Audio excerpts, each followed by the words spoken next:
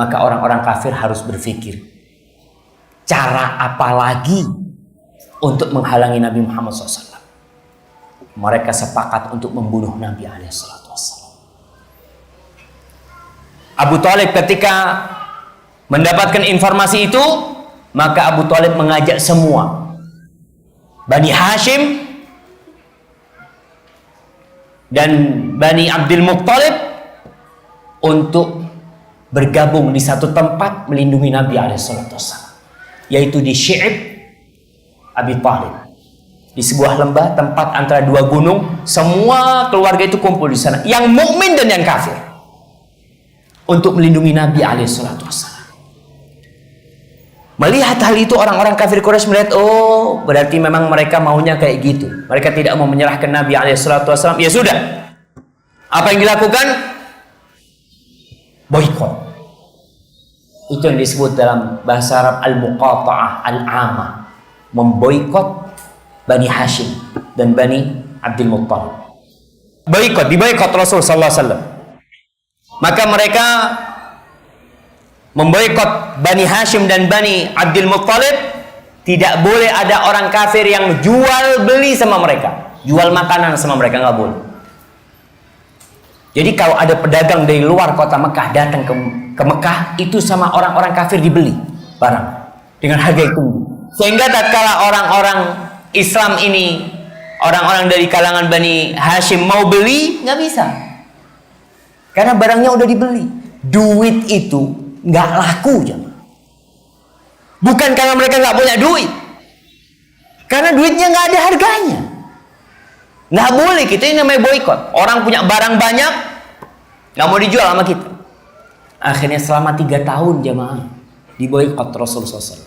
Sampai ceritanya para sahabat itu, Sa'ad bin Abi Waqqas cerita, aku pernah suatu hari menginjak sesuatu yang basah, kata Sa'ad, malam hari, dalam kondisi lapar 3 hari nggak makan, kata. Dia pegang apa? Dia makan. Kata Sa'ad, dan sampai hari ini aku nggak tahu apa yang masuk ke mulutku itu. Kata Sa'ad bin Abi Waqqas, nggak tahu. Ada satu yang kencing. Kencingnya itu kok ada suara, dok gitu. Apa yang dia kencing?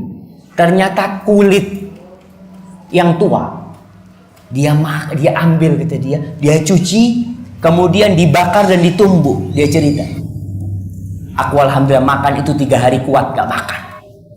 Subhanallah, berat sekali kehidupan para sahabat. Itu benar-benar kezaliman dilakukan oleh orang-orang kafir. Tapi kita lihat orang-orang yang kafir pun ikut sebagian, karena fanatisme terhadap qabilah mereka. Mereka ikut. Abu Thalib ikut, dan pada masa itu 2 putri Nabi diceraikan. Yang nikah sama anaknya Abu Lahab. Siapa? Ummu Kalthum dan Ruqayyah.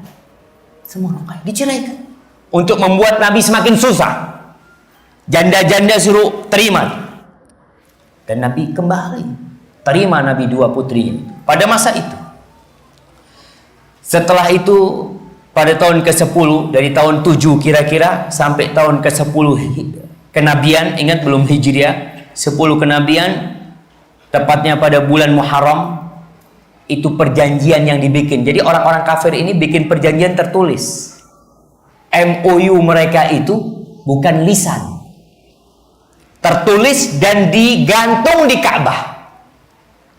Bahwasanya tidak boleh ada orang-orang dari kalangan Quraisy yang berjual beli, menikahkan putrinya atau menikah dengan kalangan dari Bani Hashim dan Bani Abdul Muttalib. Sampai kapan? Sampai mereka menyerahkan Muhammad SAW. Itu perjanjian yang dibikin.